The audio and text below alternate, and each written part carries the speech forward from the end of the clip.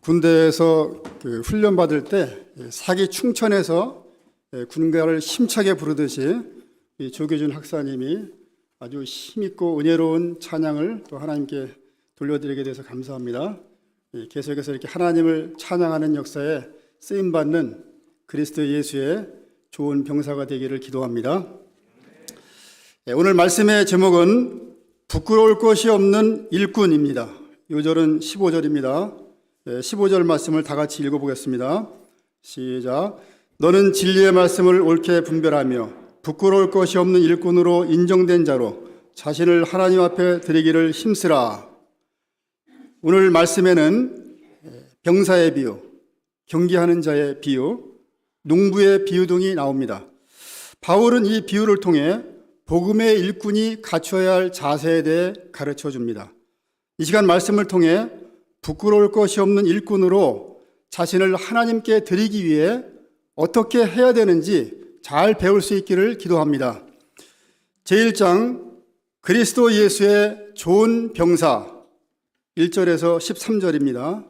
바울이 감옥에 갇히자 아시아에 있는 많은 동역자들이 바울을 떠났습니다.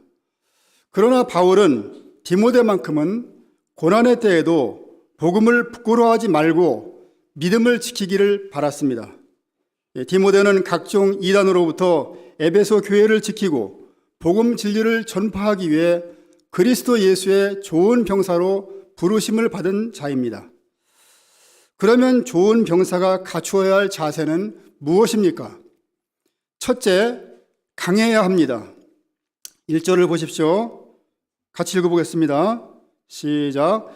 내 아들아, 그러므로 너는 그리스도 예수 안에 있는 은혜 가운데서 강하고, 바울은 디모데에게 강하라 권면합니다. 디모데에게는 장점이 많았지만 두려움이 많고 소심하여 연약하다는 단점이 있었습니다.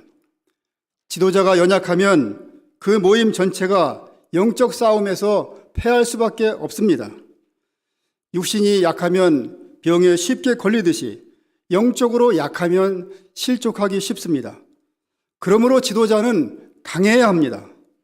지도자가 강해야 복음의 원수들에 대항하여 담대히 싸워 이기고 양들과 교회를 지킬 수 있습니다.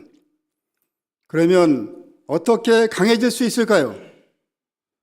종합격투기 체육관에 가서 무술을 배우면 강해질까요?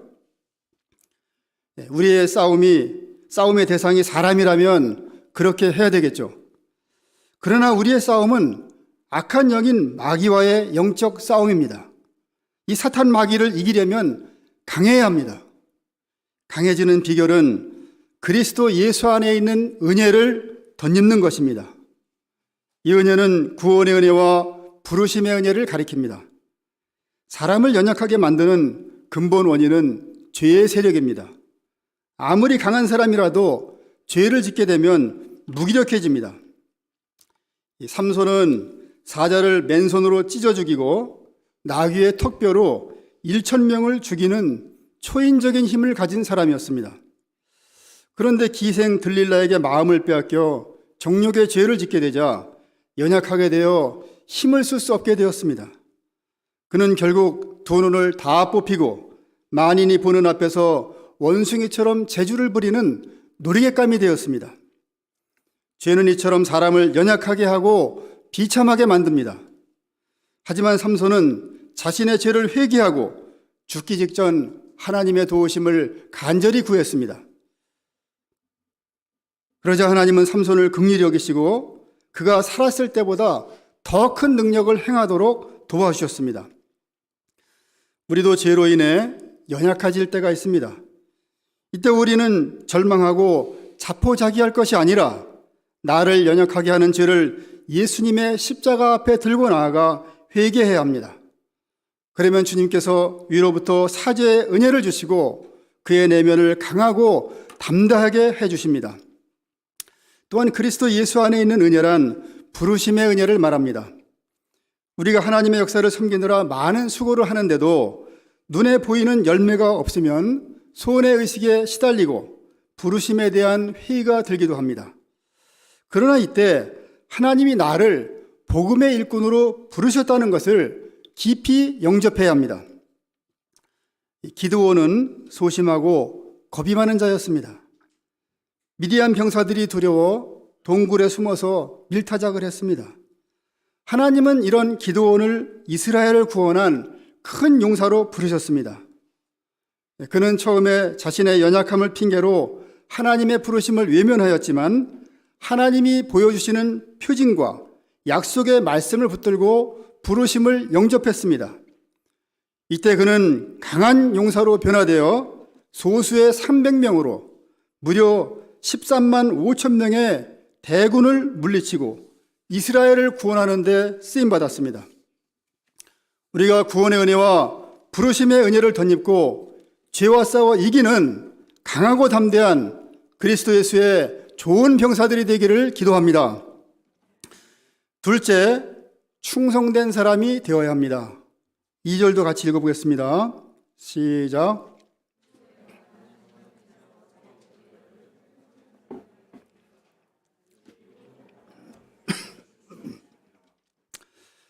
이 말씀은 복음 역사를 이루는 원칙이 무엇인가를 가르쳐 줍니다. 예수님으로부터 시작된 복음은 죄송합니다.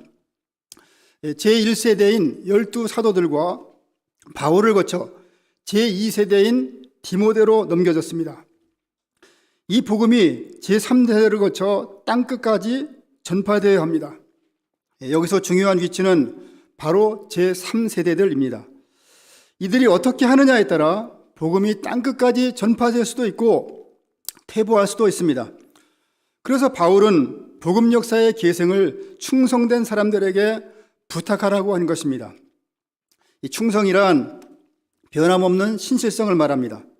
충성된 사람은 어떤 상황 속에서도 포기하지 않고 한결같은 마음으로 자기에게 주어진 일을 완수합니다. 사람들의 인정을 받기 위해 일하지 않고 오직 하나님의 뜻을 이루어드리고자 하는 소원 가운데 하나님 앞에서 절대적인 자세로 사명을 감당합니다. 하나님은 학식이 풍부한 사람, 재력이나 권력이 있는 사람보다 충성심이 있는 사람들을 통해 구원 역사를 이루어 가십니다. 창세기 24장에 나오는 아브라함의 종은 아브라함의 고향으로 가서 이삭의 아내를 택하라는 사명을 받았습니다. 그는 하나님의 도우심으로 순조롭게 리브가를 만났습니다. 리브가의 가족들이 음식을 베풀고 열흘 정도 시간을 달라고 했습니다. 이때 그는 여독도 풀고 관광을 한 후에 천천히 갈 수도 있었습니다. 하지만 그는 먹고 쉬는 일보다 사명을 앞세웠습니다. 다음날 아침 일찍 리브가를 데리고 아브라함에게로 갔습니다. 그는 철두철미한 자세로 사명에 충성하여 아브라함에서 이삭으로 계승되는 구속 역사에 귀하게 쓰임받았습니다. 충성에는 진실성과 지속성이 내포되어 있습니다. 처음에는 열심히 하다가 뒤로 갈수록 대충 하거나 무책임하게 처리하는 사람들이 있습니다. 이런 사람은 하나님을 기쁘시게 할 수도 없고 세상에서도 인정받지 못합니다. 무엇을 하더라도 신실하게 지속적으로 감당할 때 충성의 열매가 맺히는 것입니다. 일용할 양식도 꾸준히 먹어야 영적으로 강건해집니다. 기도를 해도 꾸준히 기도해야 하나님의 뜻을 분별하여 섬기고 승리하는 인생을 살게 됩니다. 하나님은 이렇게 작은 일에 충성된 사람에게 큰 일을 맡기시고 복음 역사에 귀하게 사용하십니다. 우리가 무엇을 하든지 끝을 보겠다는 자세로 충성스럽게 감당하기를 기도합니다. 이를 통해 하나님 앞에서 내가 먼저 충성된 자로 빚어지고 충성된 자를 세워 생명의 복음을 계승하는 역사에 쓰임받는 삶 살기를 기도합니다. 셋째, 고난을 받아야 합니다. 3절도 같이 읽어보겠습니다. 시작.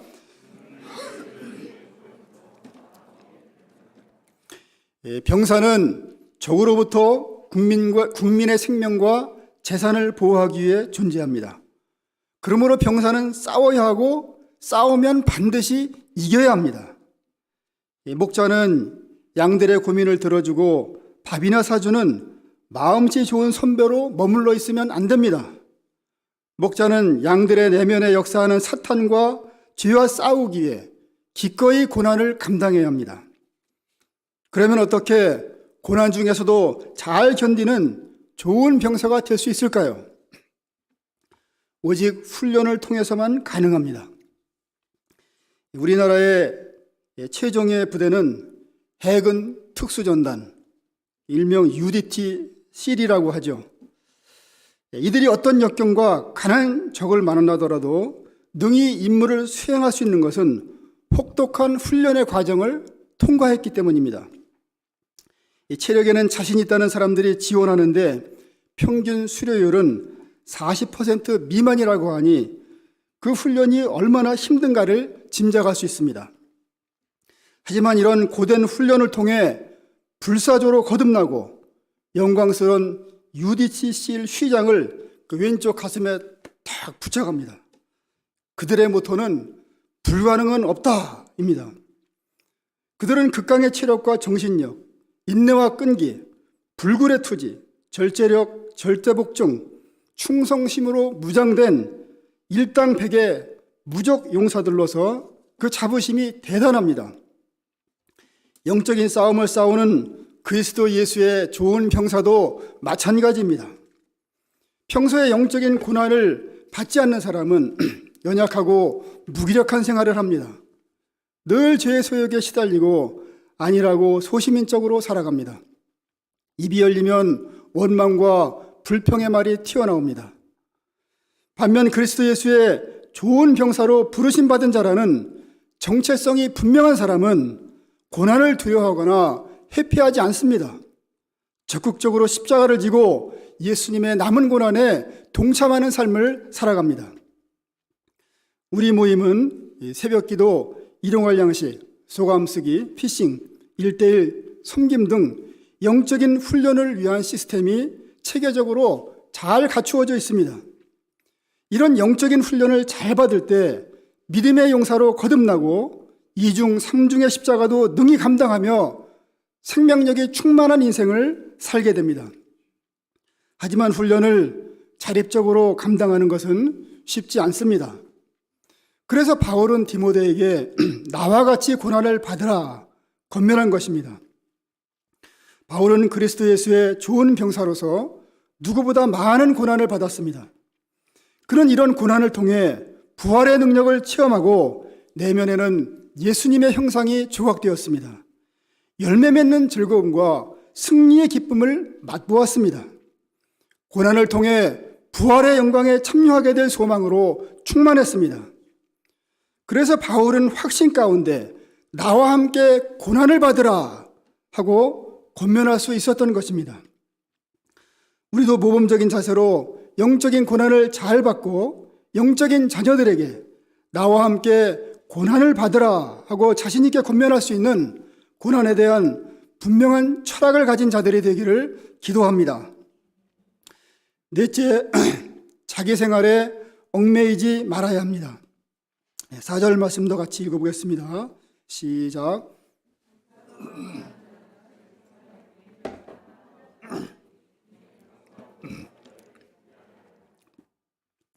병사는 국가의 부르심을 받은 자로 군 복무 규정에 따라 생활해야 합니다. 취침하는 시간에 다 같이 취침하고 기상 시간에 맞춰 일어나야 합니다. 비상이 걸리면 휴가도 전면 통제됩니다. 며칠 전까지만 해도 군내 거리두기가 상향되어 3개월 정도 휴가를 가지 못해 병사들의 스트레스가 이만저만이 아니었습니다. 병사는 민간인처럼 살 수 없습니다. 세상적인 일을 포기하고 자신에게 주어진 임무에 전심전력해야 합니다. 그리스도 예수의 병사인 우리도 사생활에 얽매여 살아서는 안 됩니다. 병사로 불러주신 주님을 기쁘시게 하기 위해 기꺼이 자기 생활을 부인하고 자기 십자가를 지고 주님을 따라야 합니다. 주와 복음 역사에 절대적인 가치를 두고 먼저 그의 나라와 의를 구하는 삶을 살아야 합니다. 우리가 예수 그리스도의 좋은 병사가 되기 위해 자기를 중심으로 한 생활을 부인하고 주님이 주신 사명에 헌신하는 삶 살 수 있기를 기도합니다. 다섯째, 법대로 경계해야 합니다. 5절도 같이 읽겠습니다. 시작.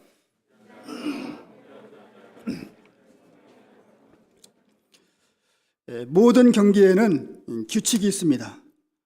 만일 어떤 선수가 아무리 뛰어난 기록으로 우승을 했다 해도 규칙을 어기면 실격패를 당하게 됩니다. 1988년 서울올림픽 남자 육상 100m 달리기에서 마하 인간이라 불리는 캐나다의 벤 존슨과 갈색 탄환이라 불리는 미국의 카일 루이스의 경기가 세계인의 이목을 끌었습니다. 이때 캐나다의 벤 존슨이 신기록을 세우며 금메달을 땄습니다. 하지만 3일 뒤에 도핑이 발각되어서 메달 및 기록이 박탈되고 도핑의 화신이라는 불명예와 부정의 꼬리표를 달고 씁쓸히 사라졌습니다.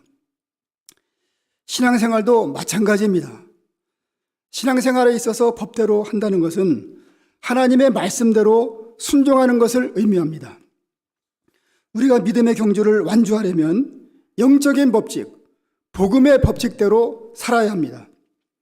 그것은 자기 부인, 자기 십자가의 법, 겸손의 법, 믿음의 법, 순종의 법, 사랑의 법, 섬김의 법 등입니다.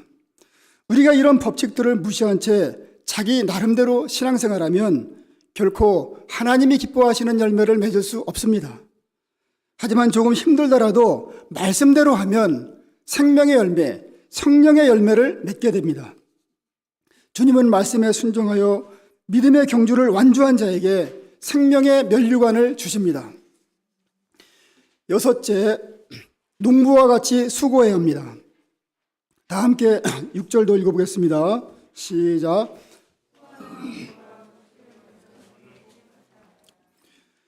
우리의 식생활을 살펴보면 농부들의 피땀이 곳곳에 스며들어 있음을 알 수 있습니다.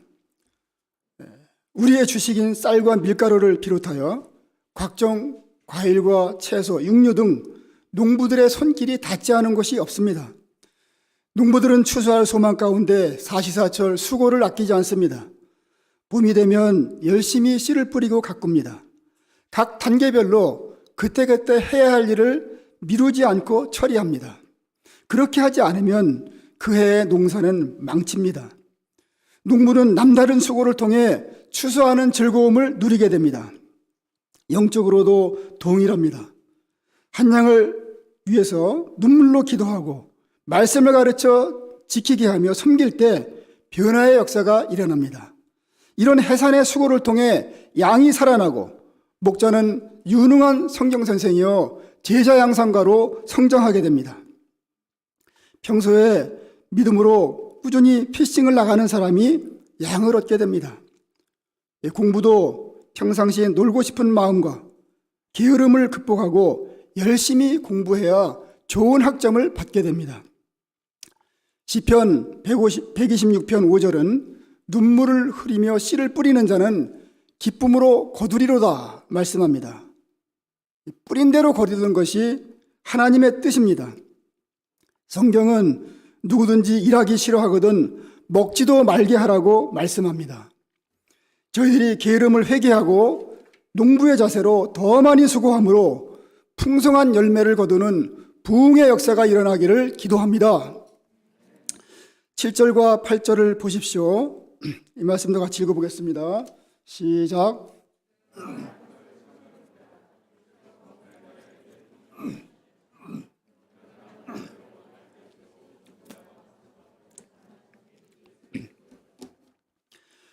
디모데가 바울이 말한 비유들을 깊이 생각하면 주님께서 이해력과 통찰력을 주셔서 깨닫게 해주실 것입니다. 또한 고난을 만날 때 십자가에 달려 죽으시고 부활하신 예수님을 붙들어야 합니다. 예수님은 십자가의 고난을 통해 죄와 죽음 문제를 해결하셨고 부활의 영광에 이르셨습니다. 9절에서 13절을 보십시오. 바울은 자신의 간증을 통해 복음의 일꾼들이 받게 될 영광에 대해 말하고 있습니다. 바울은 복음을 전하다가 감옥에 갇혀 죄인과 같은 취급을 받았습니다. 하지만 자신을 부끄럽게 생각하지 않았습니다. 하나님의 말씀은 매이지 않는다 하는 확신 가운데 감옥에서도 간수들과 경비대원들에게 복음을 전파했습니다. 하나님의 말씀은 매이지 않고 계속해서 퍼져나갔습니다. 결국 그토록 기독교를 박해하던 로마가 AD 313년에 기독교를 공인하고 AD 380년에 기독교를 국교로 승격시켰습니다. 바울이 고난을 받는 것은 하나님의 말씀이 더 잘 전파되도록 하기 위하며 택하신 자의 구원과 영광을 위한 것이었습니다. 우리가 고난받는 것은 주와 함께 죽는 것입니다. 우리가 주와 함께 죽으면 부활하여 예수님과 함께 영원토록 왕노릇할 것입니다. 그러나 만일 우리가 주님을 부인하면 주님도 우리를 부인하십니다. 우리는 신실하지 못하지만 주님은 신실한 분으로서 약속하신 대로 우리와 함께 하시고 궁극적인 승리를 주실 것입니다. 고난을 통한 영광, 이것이야말로 신앙생활의 법칙이요 생명 구원 역사의 법칙입니다. 제2장 진리의 말씀을 옳게 분별하라. 14절에서 26절입니다. 바울은 지금까지 복음의 일꾼은 그리스도 예수의 좋은 병사와 같은 자세를 갖춰야 한다고 가르쳤습니다. 이제는 부끄러울 것이 없는 복음의 일꾼이 되도록 명령합니다. 다 같이 15절을 읽어보겠습니다. 시작.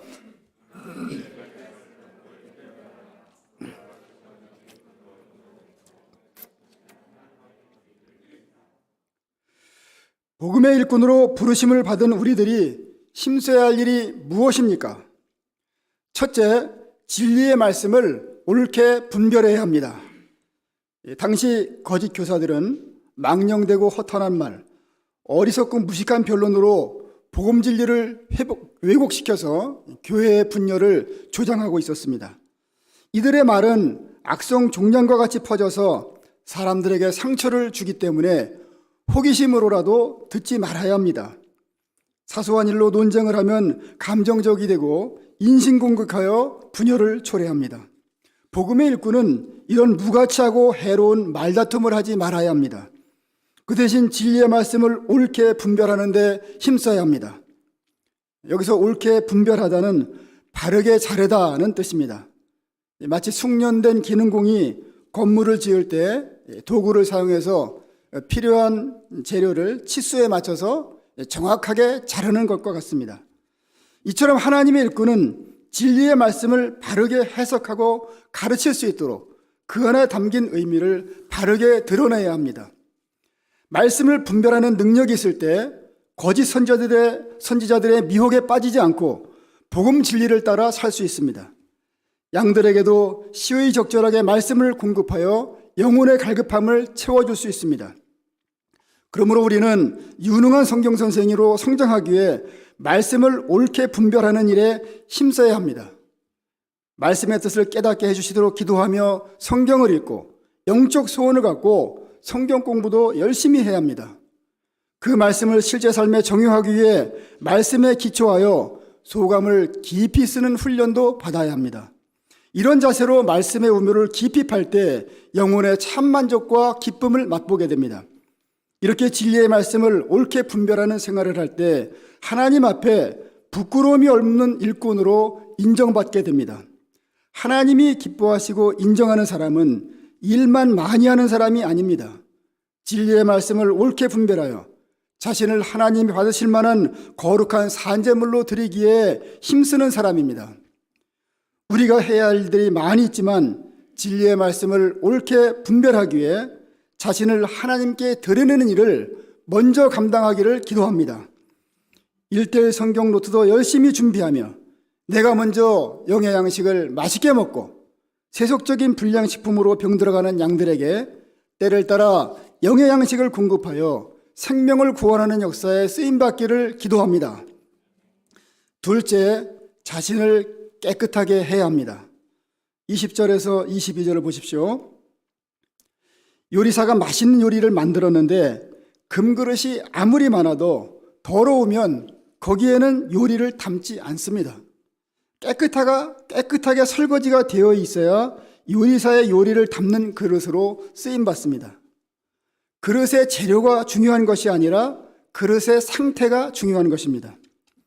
하나님도 인간의 외적인 조건을 보고 쓰시는 것이 아니라 내면이 정결한 사람을 쓰십니다. 이를 위해 청년의 정욕을 피해야 합니다. 청년의 정욕이란 성적인 욕망뿐만 아니라 이기적인 야심, 헛된 영광을 구하는 마음 등도 포함됩니다. 사탄은 정욕에 약한 청년들의 약점을 이용해서 죄에 빠지도록 유혹합니다. 요셉은 청년의 때 보디발 여사의 집요한 유혹을 과감히 뿌리쳤습니다. 이로 인해 성추행범의 누명을 쓰고 감옥에 갇히는 불이익을 당했습니다. 하지만 그는 하나님 앞에서 죄짓기를 두려워하고 하나님과 동행했습니다. 때가 되자 하나님은 노예요 죄인의 신분이었던 요셉을 애굽의 총리로 세우사 높여주시고 이스라엘을 구원하는 역사에 귀하게 사용해 주셨습니다. 하나님께 쓰임받는 그릇이 되려면 이처럼 자기를 깨끗하게 하고 의와 믿음과 화평을 추구하는 생활을 해야 합니다. 셋째, 온유해야 합니다. 24절도 같이 읽어보겠습니다. 시작.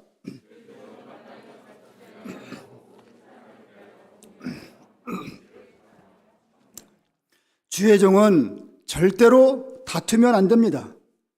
다투는 것은 내 생각은 절대적으로 옳고 상대방은 틀렸다고 생각하기 때문입니다. 내 생각, 내 방식을 고수하라고 하면 다투게 됩니다. 감정적이 되어 신경절을 부리며 다투는 순간 서로 마음의 상처를 입고 신뢰의 관계는 깨져버립니다. 생각의 차이를 인정하고 상대방을 있는 모습 그대로 영접해야 합니다. 주의 종은 모든 사람을 온유하게 대하고 잘 가르치고 인내해야 합니다. 그렇다고 말씀에 불순종하는 사람을 그냥 내버려 두라는 것이 아닙니다. 훈계해야 합니다. 훈계를 하되 무례하다고 분노하지 말라고 온유함으로 권면하고 지도해야 합니다. 이때 훈계를 받아들여 회개하고 하나님께로 돌아오게 될 것입니다. 우리가 한 사람도 품고 숨기지 못하여 다투기 잘하는 천박한 내면을 회개하고 모든 사람에 대하여 온유하며 가르치기를 잘하는 복음의 일꾼들로 성장하기를 기도합니다. 저는 대학생 때 ROTC 훈련을 원칙대로 아주 즐겁게 받았습니다. 이렇게 제대로 받은 훈련은 제 삶의 모든 상황에 적용할 수 있었습니다. 졸업 후 장교로 임관하여 훈련 때 배운 대로 실전에 잘 적용할 수 있었고 모범적이고 충성적인 자세로 군복무하여 사단장 표창을 받기도 했습니다. 제대 후 직장 생활할 때도 최하위 성적의 학생들을 훈련시켜 기능경진대회에서 수십 개의 금은 동메달을 취득하여 하나님께 영광을 돌렸습니다. 훈련에는 고난이 따르지만 사람을 강하게 하고 열매 맺게 하는 점에서 매우 유익합니다. 저는 훈련의 경험을 영적인 생활에도 그대로 적용했습니다. 저희 가정은 1995년도에 동덕대 개척 역사를 섬기면서 학생 자매들을 드보라와 같은 믿음의 여인들로 양성하고자 하는 소원 가운데 영적인 훈련을 시켰습니다. 대표적인 것이 5시 30분 새벽 기도와 일용할 양식 훈련, 1:1 성경 공부 훈련이었습니다. 당시 동덕대 옆에 장막이 있었는데 자매들은 매일 안암센터까지 새벽 기도하러 나왔습니다. 새벽 기도에 늦으면 다음 날은 늦은 만큼 더 빨리 시작하고 그 주에 하나님 앞에서 자기가 정한 일대를 감당하지 못하면 다음 주에는 못한 만큼 더 하도록 하였습니다. 장막에서는 매일 합심 기도하며 서로 사랑하고 섬기도록 했습니다. 저는 방향만 주지 않고 본을 보이는 자세로 자매들과 똑같이 훈련을 받았습니다. 이런 훈련을 통해 연약했던 자매들이 하나님께 대한 절대적인 믿음과 순종의 사람, 충성스럽게 섬기는 종으로서의 내면성을 갖춘 믿음의 여전사들로 변화되었습니다. 지금은 선교사들과 스텝 사모님, 평신도 사모님들이 되어 복음 역사에 귀하게 쓰임받고 있습니다. 저는 일본 선교사로 파송된 후에도 병사 스피릿으로 복음 역사를 섬길 수 있었습니다. 집에서 센터까지 편도 30km 정도 되는데 새벽 4시에 일어나 중간에 있는 선교사를 깨워서 새벽 기도에 데리고 갔습니다. 새벽 기도 후에는 다시 집으로 돌아와 편도 2시간 거리의 교토 대학까지 통학을 했습니다. 학과 공부만으로도 벅찬데 주일 메시지와 말씀 공부, 새벽기도, 피싱, 목동들과 센터에서 주 1회 합숙 등 자립적으로 훈련을 받았습니다. 한창 바쁠 때는 일주일에 총 수면 시간이 10시간도 안 되어 심장이 멎을 것 같은 느낌이 들기도 했습니다. 하지만 하나님은 그때마다 부활의 능력을 덧입혀 주시고 많은 십자가를 능히 감당할 수 있도록 은혜 베풀어 주사 영육간의 풍성한 열매를 맺게 하셨습니다. 선교사의 무덤으로 불리는 영적 황무지인 일본에서 노지 아브람 목자와 니시야마 목자를 남는 자로 세워주셨습니다.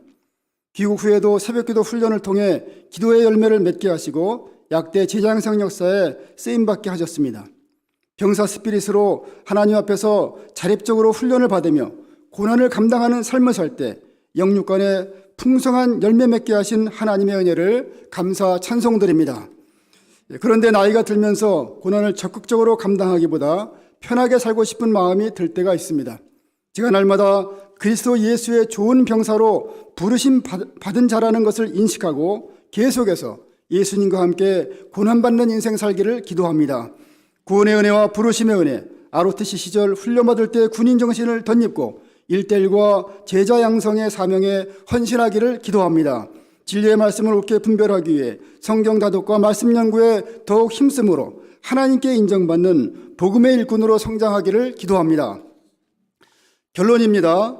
하나님은 사탄의 종된 삶을 살던 우리를 구원하시고 그리스도 예수의 좋은 병사로 불러주셨습니다.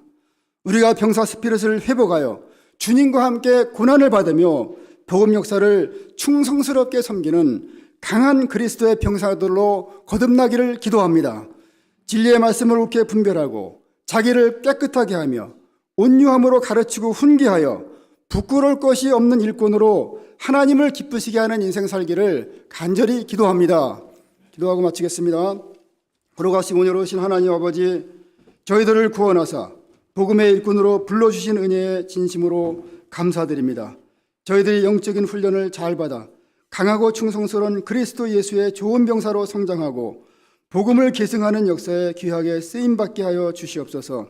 진리의 말씀을 옳게 분별하고 자신을 깨끗하게 하는 일에 힘쓰므로 하나님께 인정받는 복음의 일꾼들로 성장하게 도와주시옵소서. 감사드리며 예수 그리스도의 이름으로 기도합니다. 아멘.